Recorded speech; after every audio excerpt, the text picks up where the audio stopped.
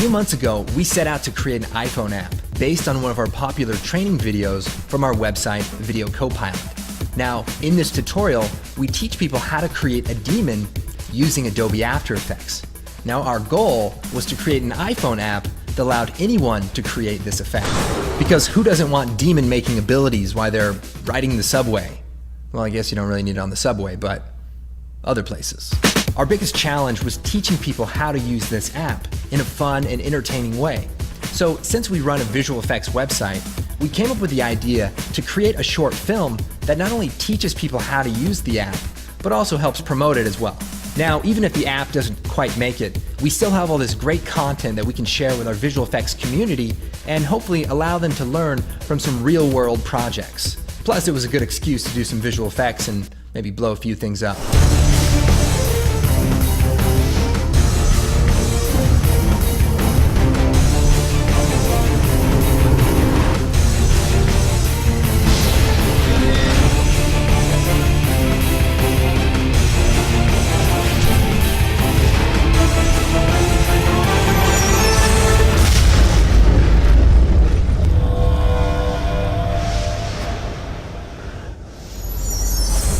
Hey, what's up? My name is Andrew Kramer, and today we're gonna go behind the scenes with our brand new iPhone app, Demon Cam. We put all of our favorite things into this app. We created a movie, we have demons, we have hot chicks, things exploding, pretty much everything you would wanna have in an iPhone app. So hopefully we can have some fun taking a look at everything that went into it, and maybe you can answer this question.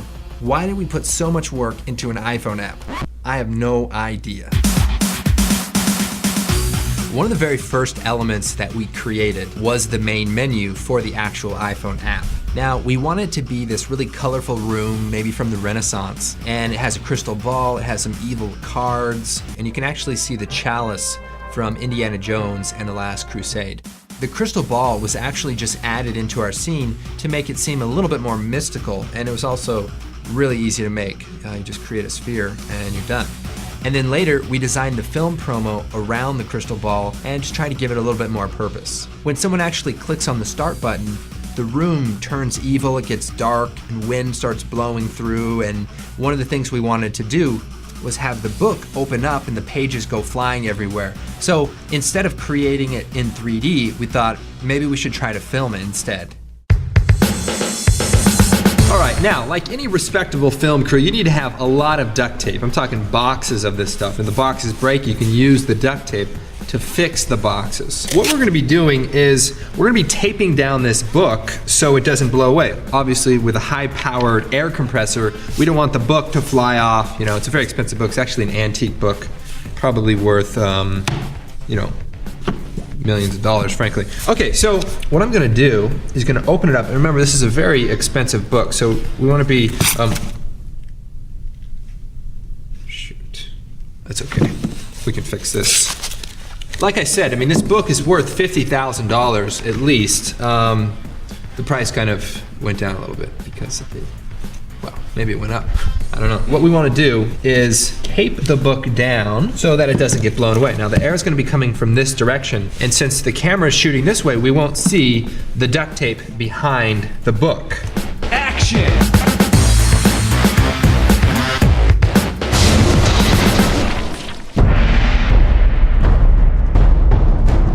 For some of the shots in the film, we had to use the magic of chroma keying. We wanted our actor to be inside of a dark cave. So we shot them on the green screen, and he's also holding a green ball that allows us to replace the ball later and put in some magic and some smoke. A couple of shakes. Nice. I've been using that shake weight, so.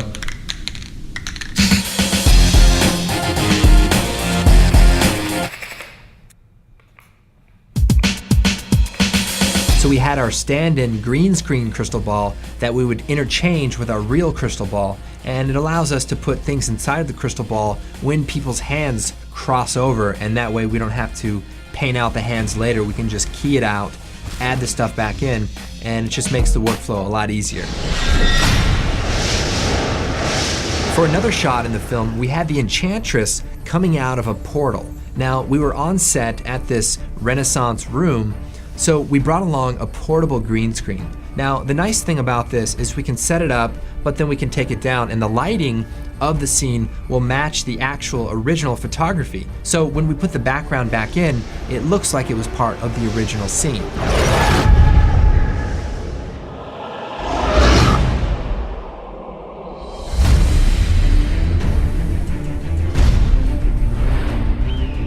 Now, even though our film was pretty low budget, we wanted to add some really big establishing shots. One of the tricks we used was transforming ordinary stock footage.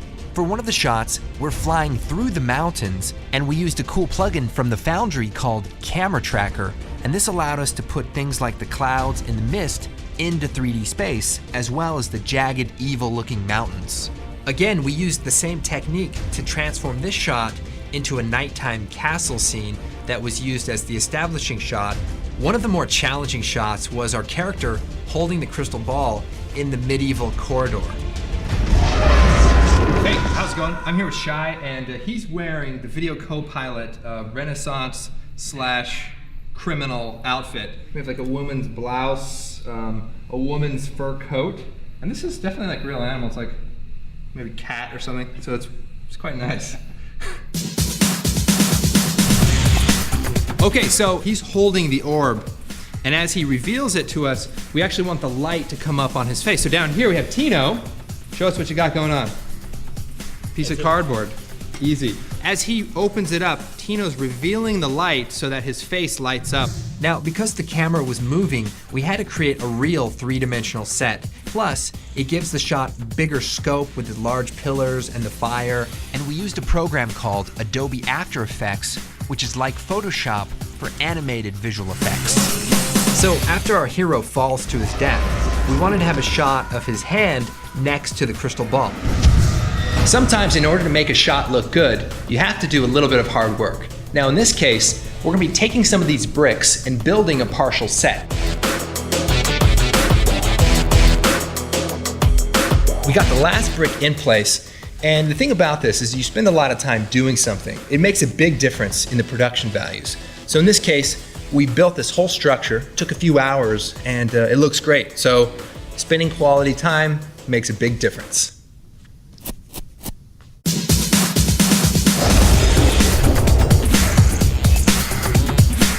One of the biggest effect shots in the film was the crystal ball being smashed into a million pieces. I knew it was going to be a challenging shot, so it was the first one that we started on. First thing we did was recreate it in 3D Max using a tool called Rayfire, and it basically creates a whole bunch of small pieces from that orb. So the way it works is as each piece of glass breaks off, it spawns 10 more microparticles. So instead of having thousands of glass pieces, we actually have tens of thousands of pieces. So if you can imagine, you have thousands of pieces that are colliding and bouncing off each other, and they're all related in the same simulation. So it can take a lot of really powerful computing to generate. What's funny is we're using some really high-end computers. We have the HP Z800, state-of-the-art. I do feature film work on it, and yet we're using all this power to create a little movie that plays on your iPhone.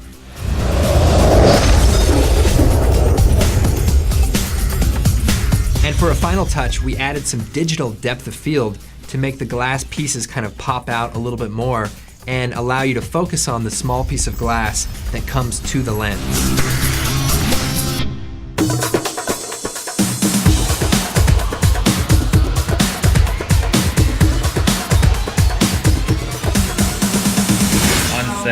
For Demon Cow, what's the term? On location. On location.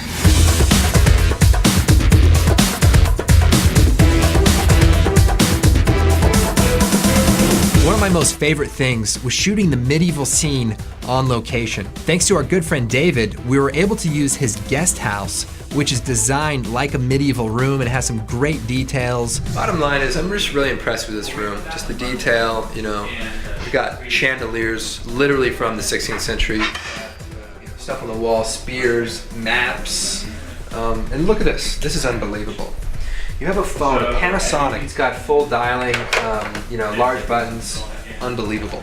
About a week before filming, I finished writing the story, and then on the day, we had a pretty good idea about what we were gonna do. Kind of slide her aside because you want to see I was this. like, oh, Right, okay, right, she's right. not trying to kill me. Okay, great. So we went through everything that we were going to be shooting. So it'd be like shooting a movie where we just do little pieces at a time. Oh, and action, I believe. We decided to shoot this scene with a Sony f3 Cine Alta camera. Now, what's great about this camera is that it uses real cinema lenses, just like the Red and just like real film cameras. One of the challenges was shooting the entire scene in 7 hours. So we had to go over all the shots, the blocking, check focus, and get all of the coverage we needed in a pretty limited amount of time. What was that? We got this crazy guy. He was gonna do it too. All right, there we go.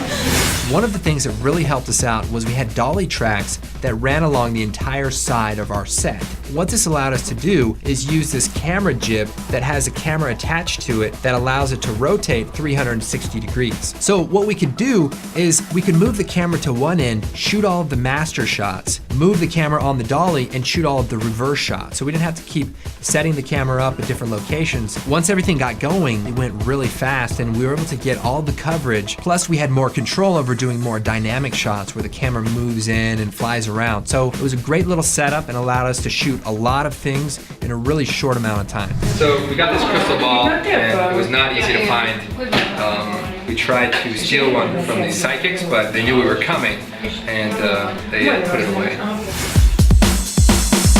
One of the cool things about this room is it had fire torches on the mantle and on the wall and a few other places. The one by the door actually was real fire in the background, but the other ones had just regular light bulbs. So what we did was add real burning fire on top of the light bulbs, and we actually used our Action Essentials 2 collection to make that look really natural.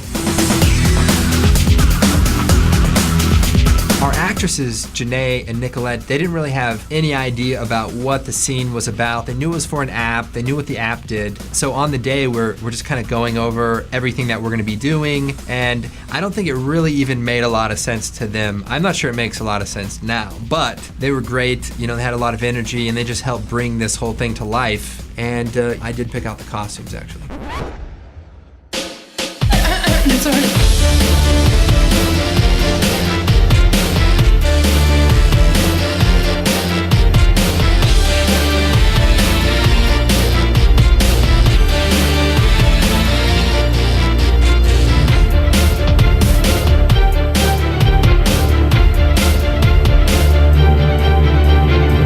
Thanks again for watching this behind the scenes video for Demon Cam. And if you're interested in creating visual effects or motion graphics on your own, please come check out our site, videocopilot.net. Tons of free tutorials. Just jump in there and maybe you'll see what's possible.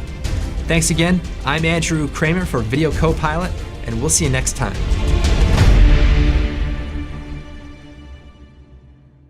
I want to take a brief time out to talk to you about our brand new sponsor, the Chuck Norris Transformer. And it's a fantastic dietary supplement. Charles was great enough to sponsor our show here, and we just wanted to give it a try and talk about it some more. We just got a box in, so let's see here. Oh, it's good. It's got a beef jerky, wood chip kind of flavor. Not bad, not bad.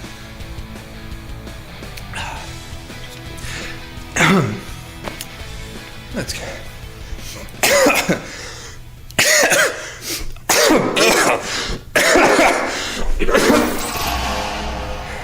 What the heck? I feel like a ninja. Did you see that? This stuff really works.